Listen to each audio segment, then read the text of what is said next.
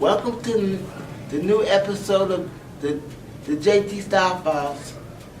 And I'm JT Styles, and I got from my guest this evening, Ruben Ryan.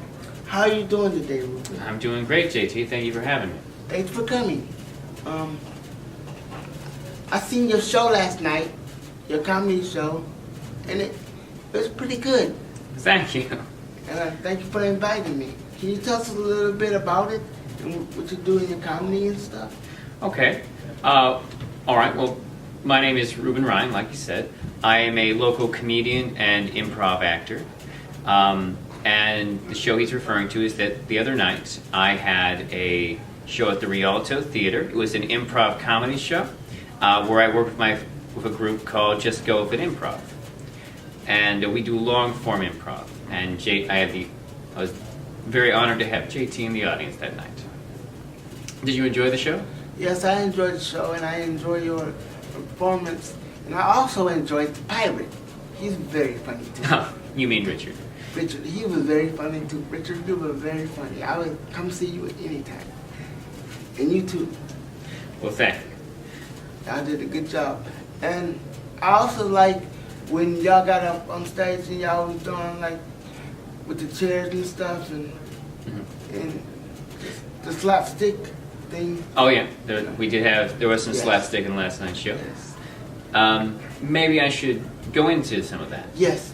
So Please. what JT came and saw was a long form improv structure.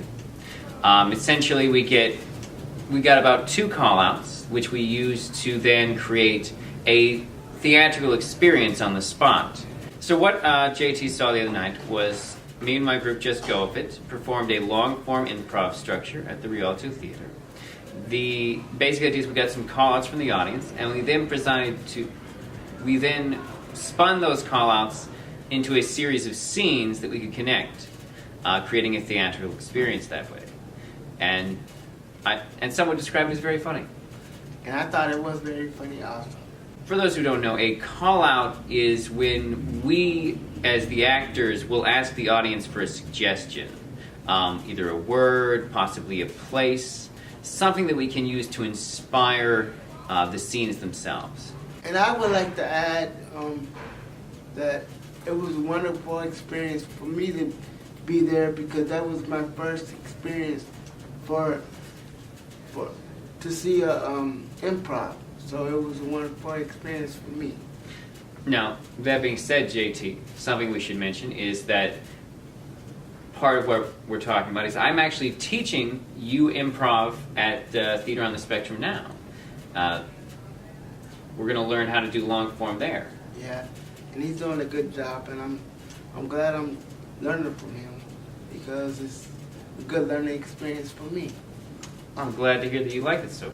Now, I also, of course, teach improv to the youth classes on Saturdays for Center for Applied Trauma and Autism.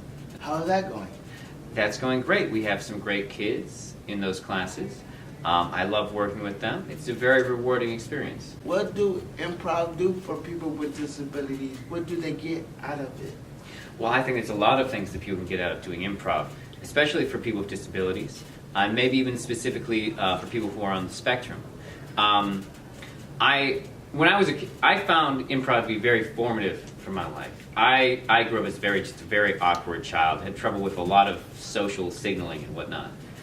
But improv really helped me to communicate with other human beings, to learn how to have more balanced conversation, to pick up on more social, subtle cues that people were giving me.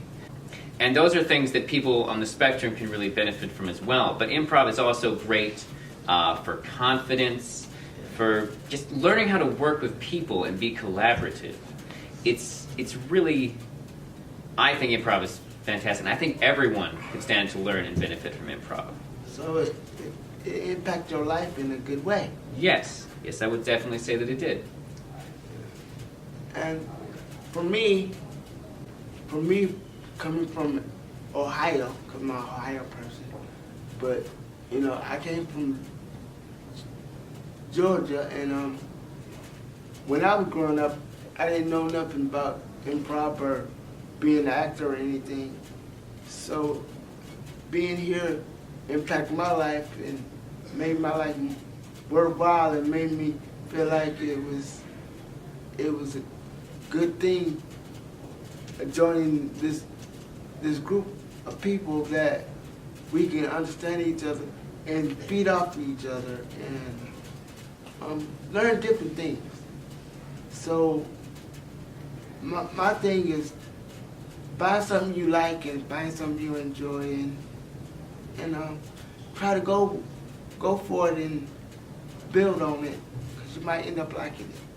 That's great Enjoying what advice. you're doing. So that's my advice for today. Now, JT, I would say I have worked with you on about 3 different shows now, Yeah, and I'm gonna be honest, I've seen you grow so much with each production. I appreciate that. That makes me feel very honored that you said that. Well, I'm honored to work with you. Where can the audience next to you perform? Well, I have. I perform a lot of places. I do a lot of improv all over the state. By the time this video goes up, I don't know if it'll change this one, but I'll be at the Oberlin Improv Conference this Saturday. Just Go With It Improv at the Rialto. We'll be having a show on May the 30th. That's going to be a pretty big show. It'll be Just Go With It Improv's 5th anniversary, so it's very exciting. And that'll be at the Rialto at 8 p.m. in Kenmore. And I can also be seen at the Quirk Cultural Center performing with Point of No Return Improv, typically about every other Saturday there. Though I would recommend going to pnrimprov.org if you're interested in seeing those shows to get our full schedule.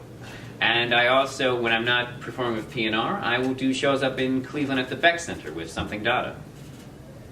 Can you explain Dada? The art movement or the improv group in Cleveland? Dada in general. Okay. I don't really understand what Dada is.